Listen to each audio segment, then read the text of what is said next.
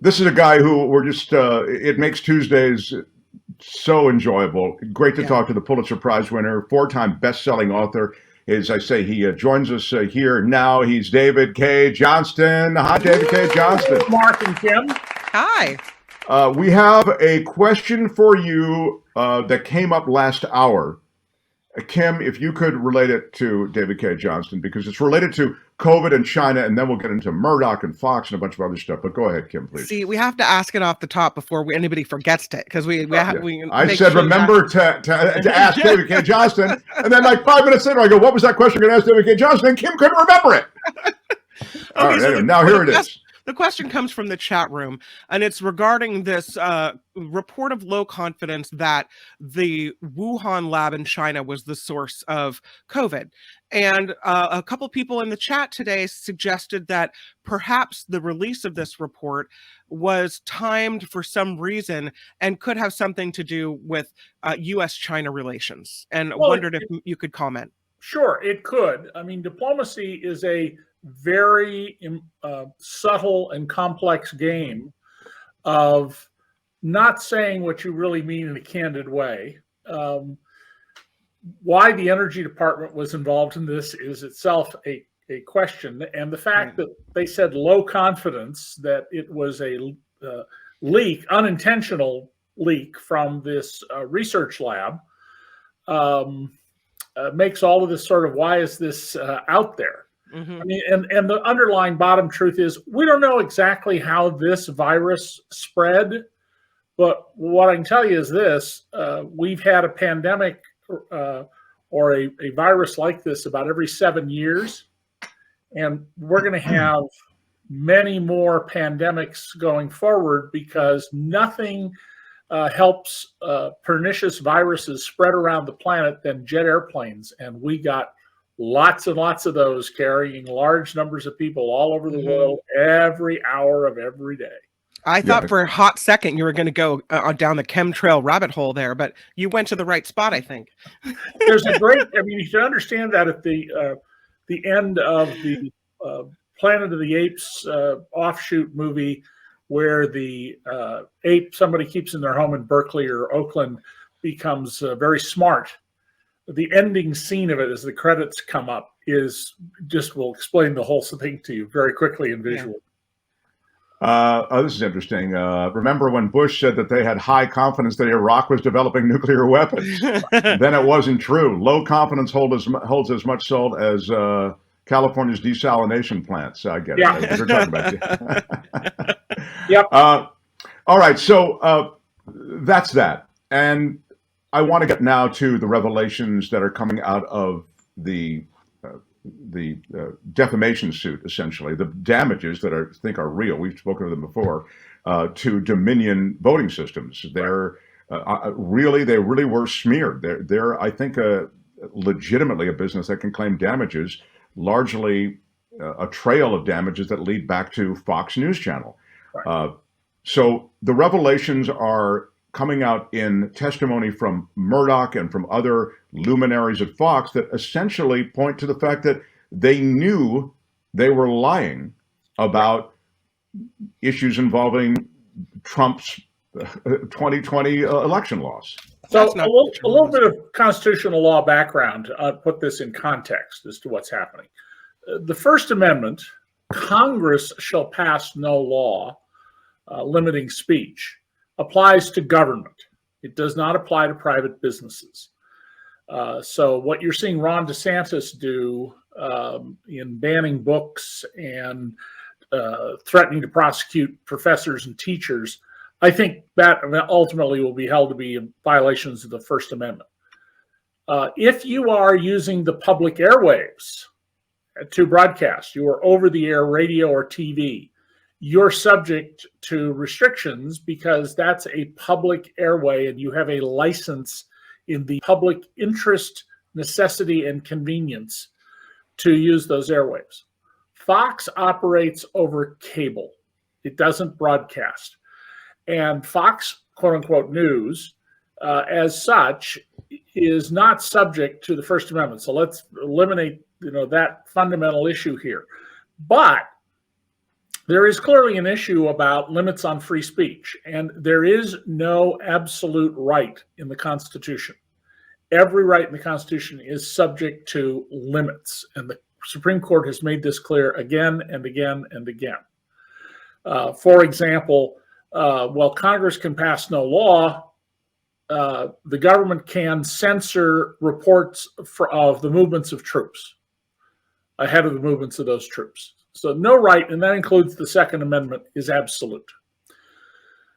Now, in the case of Fox, their problem is the 1964 case, Sullivan versus New York Times, in which a group of people opposed to segregation in the South took out a full-page ad in the New York Times about the Birmingham police commissioner and his conduct.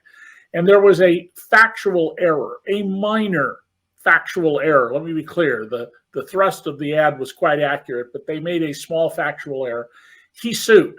And the Supreme Court held that the standard for a public official, not a private person who doesn't get involved in the fray, but a public official, as would be the case with an elected police commissioner or appointed police commissioner for that matter, was actual malice. And actual malice means you knew what you said was a lie and you said it anyway, or you didn't care. You had reckless disregard. Anybody who's watched Law and Order knows that they often rely on New York State's reckless disregard statute to build a case about who's going to be prosecuted in one of those fictional counts. And here, I think it's beyond any reasonable doubt that Fox meets the actual malice standard. The depositions and the emails show that Sean Hannity and Tucker Carlson, among others, were saying in private emails to each other that were obtained through the discovery process in the lawsuit, this is crazy, there was no stolen election. It turns out, and I didn't know this until after the depositions came out, that Sidney Powell said that she had proof of election fraud. It turns out to come from a woman who was so delusional, she says the wind talks to her. Something Fox didn't mention, but it turns out knew at the time. So this is a loser for Fox. Both sides put out statements last night. Fox said the lawsuit was an abomination, an offense to the Constitution, utter rubbish. The issue will be, does it go to trial? And if it goes to trial, will Dominion seek and be able to obtain punitive damages? Because the actual damages to Dominion, which didn't have a lot of clients in the U.S., in fact, it may have only had Los Angeles County, are not that significant, only to its future business. Well, you could argue, David, based specifically on that the future business, it was damaged by this. I mean, essentially, their business name was smeared. I think there's no question that Dominion will, in many jurisdictions, be rejected out of hand by people who believe Fox News or harbor some doubts. And all of this was completely false, and the Fox people knew it.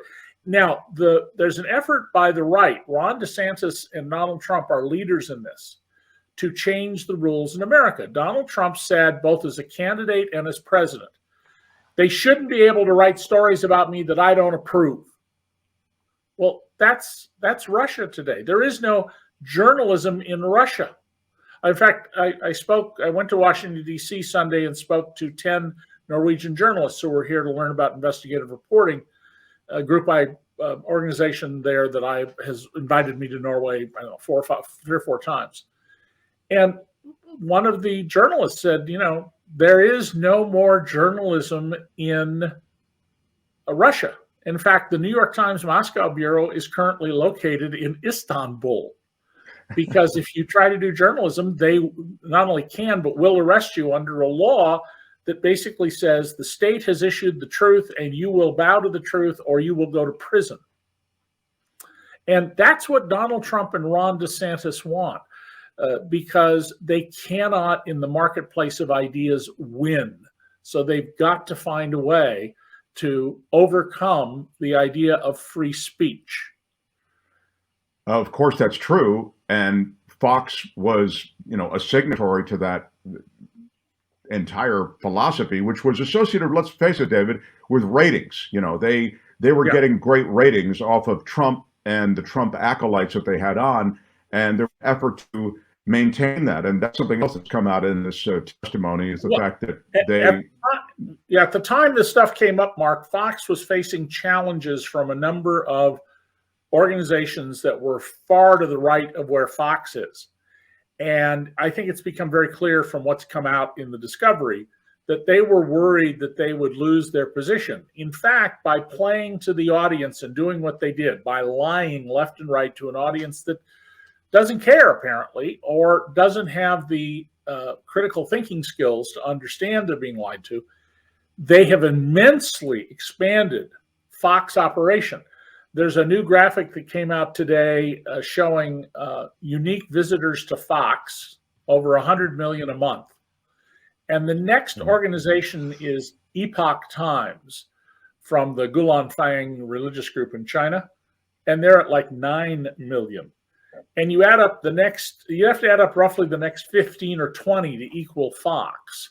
By the way, InfoWars has fallen away to hundreds of thousands from its larger audience in the past, following the revelations about the jury verdicts in the case of the Sandy Hook shooting. Sure. And his posts look more pathetic.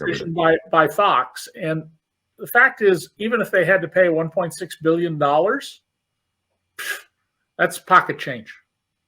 Really? Wow. Yeah, well, wow. It might be a little more than pocket change, but it's just a ding in their finances. It's not significant to them. And insurance will probably cover a good part of it. Maybe not, but they have insurance. Whether they can collect on it is another matter. Yeah, I was going to ask you about that next. I'm glad you addressed it. Murdoch testified that he believed early on that everything was on the up and up with the election, and that he doubted claims of election fraud from the very beginning. This is Rupert Murdoch, owner of Fox. Asked about Dominion. Yeah, sorry, go ahead.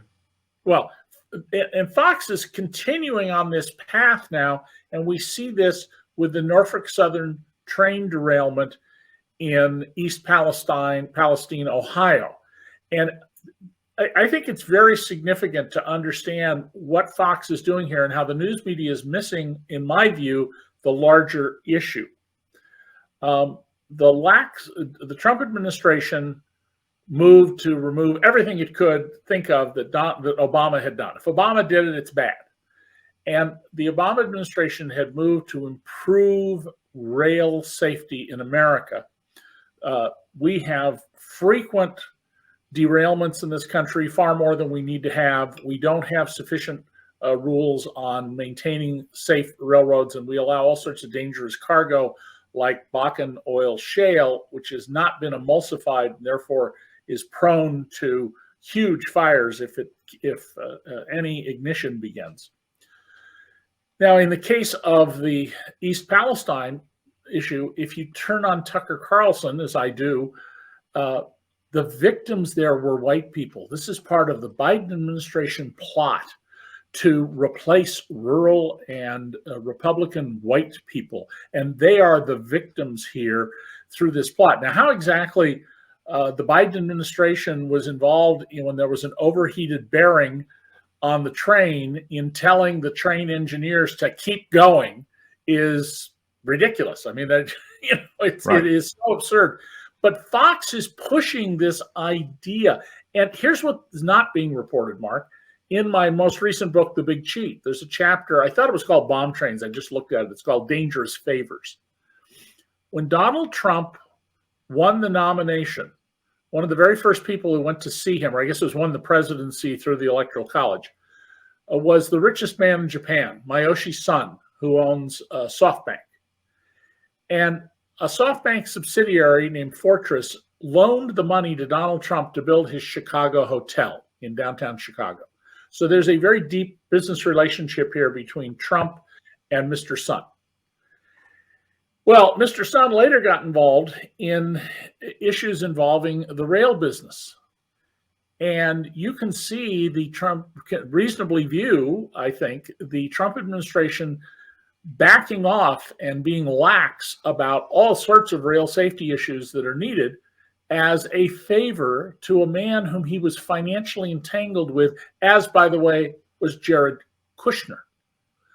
So that's the story that's being missed. When you look at it, when Donald Trump goes to the train scene, you know, and hands out his bottled water, which he hasn't sold for over a decade, and claims this is Biden's fault, that gets coverage. What doesn't get coverage is, oh, by the way, these lax rules trace back to a loan Donald Trump got from this Japanese entrepreneur, and who sought more favors, particularly involving rail safety. And in the Big Cheat, there's a whole chapter called Dangerous Favors that lays all this out from the public record. It's not, you know, I think this, it's here is what the public record shows. I'm embarrassed to say I read The Big Cheat, and I didn't remember that relationship he had with a Japanese financier. I can't remember all of it. I don't know how you would. Anyway, clearly they're political favors here, and they're rolling back. I'm glad you touched on it. We touched on it last time, the rolling back of those protections and regulations. Before I let you go, I want to mention one other thing, and I thought of you particularly because you're a distinguished journalist, and this has been around a while, this thing that happens where there's a revolving door between lobbyists and commentators. And CNN has the lobbyist from Norfolk Southern on their show as the expert on the train derailment. He's a guy who has tried to normalize the entire thing. He's said any number of things that would seem to toss blame away from regulators who rolled back those regulations you're talking about when it comes to safety and the transporting of toxic materials, all the way to, well, this stuff happens all the time. That's what I mean when I say you're trying to normalize. You say, you know, we're making a big deal out of this, but the reality is sadly, this happens in a society that needs a lot of the stuff that we have to train around. Well, train derailments happen all the time in America. I agree with that. In fact, trains are more dangerous in terms of lives lost per ton mile of freight than truckers on the highway. But there is a real serious problem here with people who come on the air and they're not fully identified. David Barstow won a Pulitzer Prize for his coverage in the New York Times somewhere early in this century, where he showed that all of these retired military officers who were appearing on TV and they were saying, oh, this is a great weapons system and this is a great policy, weren't disclosing that they were on the boards of directors or were consultants to big defense contractors like Lockheed and Raytheon. When people appear on TV, if it says contributor, that means they're paid. People like me, I will not accept payment from the networks, partly because it limits you to whatever one channel you're involved with, but we're called guests. So recognize contributor and guest.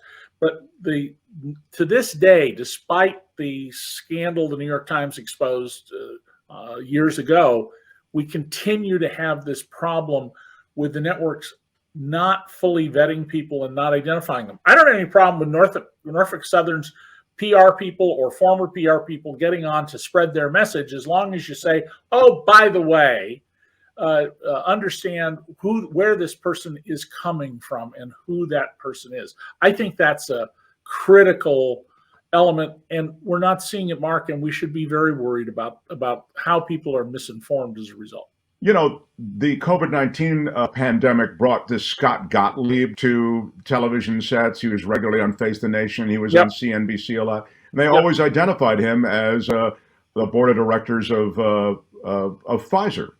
This guy, again, on this State of the Union show that's hosted by Dana Bash, was part of this roundtable discussion, and he tried to put blame on the Biden administration. He said there's plenty of blame to go around on this, but then he started blaming the administration. And the reality is that, as you've suggested, there were significant rollbacks in basic regulations in the transport of all these materials that led to this accident. That's right. Well, and to be clear, much of the news coverage is focused on the narrow issue that the rules on modern braking systems would not have applied because this was vinyl chloride, not Bakken shale or liquefied natural gas or other highly volatile stuff. Of course, the question which should be asked is, gee, why wasn't vinyl chloride included in this?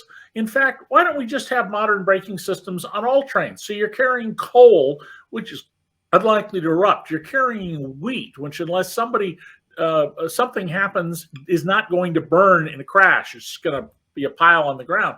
But why don't we have modern braking systems for all trains? Why don't we have the kind of crossing guards that you will see if you drive a car in the United Kingdom, where nobody gets killed at a railroad crossing in England, unless they go to great effort to get themselves killed, because it isn't an arm that comes down and which can bobble back up. That was another Pulitzer Prize winning series in the New York Times by my friend Walt Bogdanich.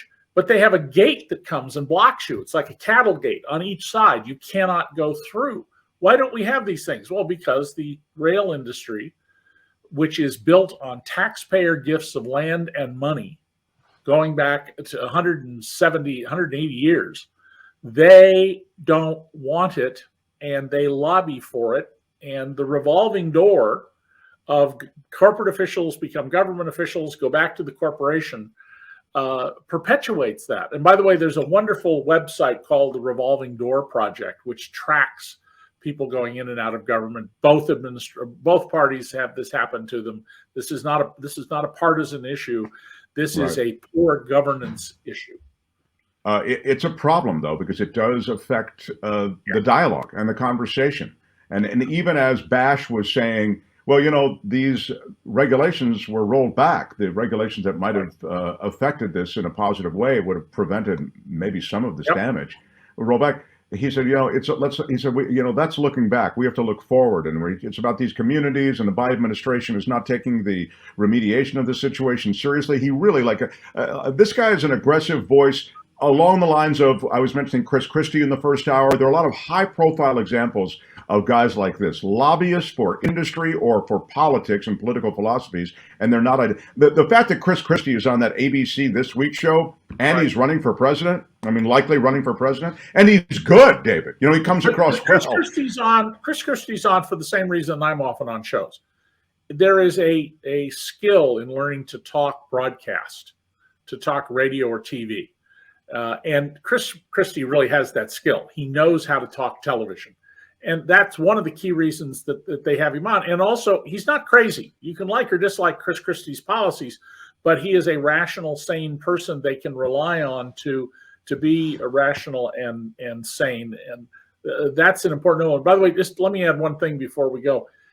All of these challenges by Republicans that Pete Buttigieg has failed here. He has virtually no authority. He's the transportation secretary, but the National Transportation Safety Board is an independent board he has no authority over. The Federal Railway Administration is an independent board he has no authority over. The organization that you could raise questions about, it seems to me, is the Environmental Protection Agency and its role. And then the Laura Ingraham on Fox and others have been saying, well, you know, it's clear that Joe Biden doesn't care about America. He was in Kyiv instead of going to the scene. When the president goes to the scene of a disaster, it diverts resources from what needs to be done. Presidents shouldn't show up right away. They should wait several days, if not a week or more. You want to show up in some cases to say, you know, we care about this. There's no evidence that the Biden administration doesn't care. That would be an absurdity in the case of Joe Biden. That point was made particularly because of Trump's visit there. And you know, what would have been is that you talk about a contrast. I mean, the one thing I think Biden's superpower is that he's really got a heart. I mean, you can disagree with policies, you can disagree with style, et cetera, but I think he really does, quote, feel for the people affected by catastrophes of the sort. Well, this wasn't George W. Bush doing a flyover in Air Force One during Hurricane Katrina, or right after Hurricane Katrina. And, you know, the federal government ordering hundreds of 18-wheelers filled with ice, one of them driven by one of my sons. Is that right? Yeah. And he sat there for 4 days with his diesel engine running, keeping the ice cold. And then they were told to go back to where they came from, and they dumped the ice. They never delivered it. What? So unbelievable. Look, love visiting with you. Feel like we really hooked up on a bunch of different stories here today. I really feel good about our conversation. Thank you, David K. Johnston. You can read some of the work that David started as a co-founder of DC Report at dcreport.org. In fact, there are a couple of new columns there that I didn't even get to today that you'll really enjoy. But there's all kinds of stuff on that website, and of course, David's books. You heard about The Big Cheat, and Adam Leipzig, the new publisher, is proving to be a real publisher. Unlike me, I was sort of an amateur. No, it's really good. I agree. DC Report is still rocking, man. DCReport.org. So David K. Johnston, co-founder, and of course, Pulitzer Prize winner, 4-time best-selling author. Can't wait till next week. Thank you, my friend. Take care. David K. Johnston, everybody. Nice job. Right. Yeah, we got that question in that. Yes. A little late on the applause, though, don't you think, Albert? I mean, you got to double down, Mark. Just saying that we had the. Hi, it's Mark, and I thought that was great. Hit the notification bell. You'll know whenever there's a new video being dropped, and please subscribe to our channel to help us save the universe.